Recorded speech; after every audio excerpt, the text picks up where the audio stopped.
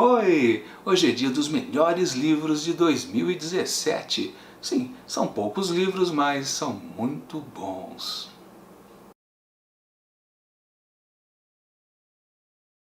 Como eu comentei no vídeo de ontem, os piores livros de 2017, eu tive que dar uma esquentada nos números. Isto porque neste ano eu li apenas 20 livros. Então eu puxei também os de 2016. Na verdade foram apenas 7 livros a mais. Então não acaba mudando muita coisa.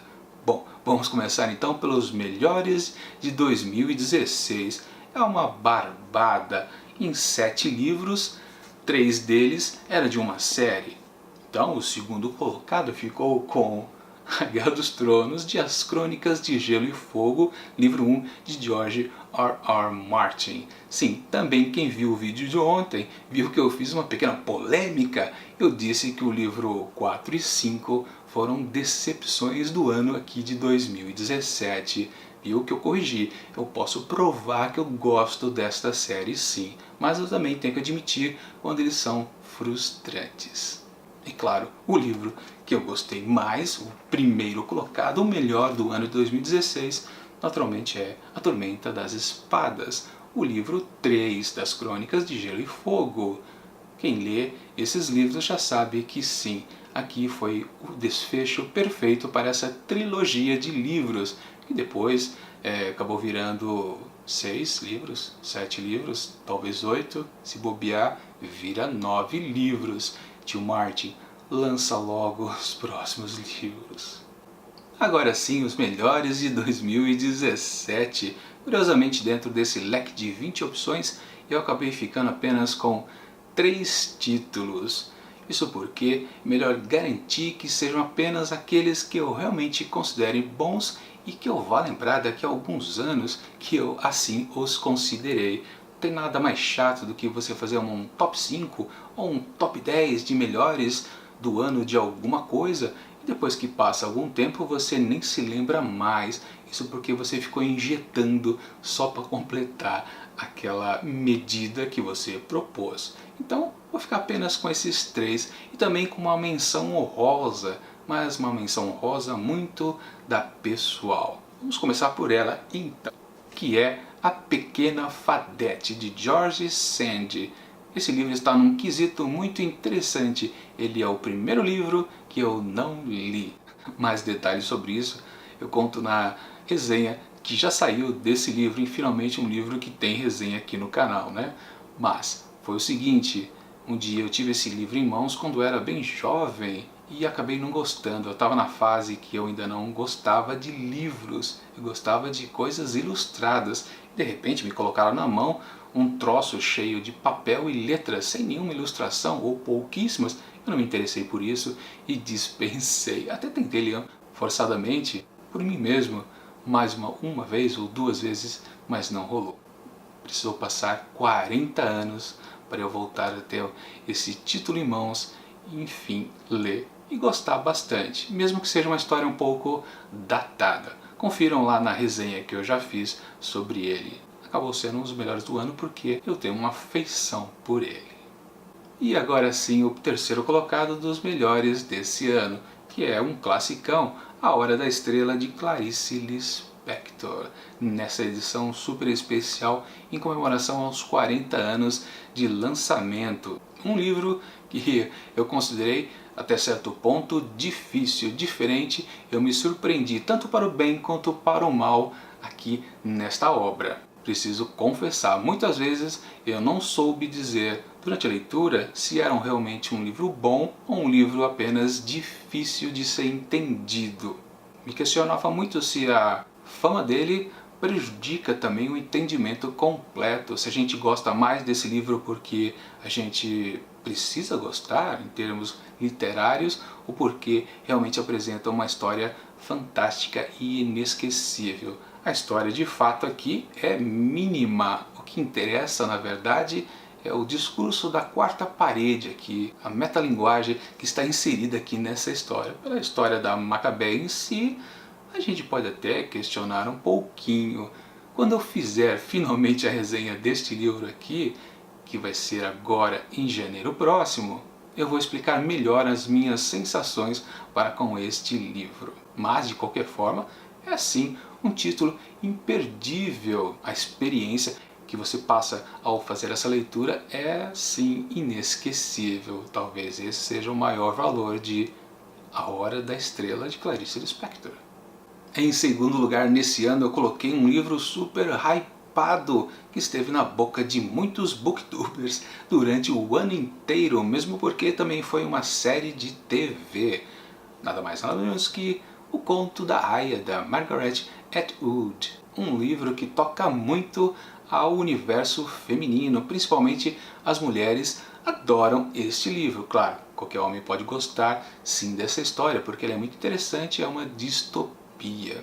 Eu que já sabia que era um livro que as mulheres gostam mais do que o normal, digamos assim, eu fui ler sem saber de nada. Procurei afastar de qualquer tipo de spoiler. Claro, o máximo que eu sabia que era uma história distópica, que as mulheres tinham um papel fundamental aqui. E parou nisso, não sabia de mais nada, e foi muito interessante no começo, como a história me deixava muito curioso, mas também eu falava, ué, mas o que está acontecendo aqui de tão importante?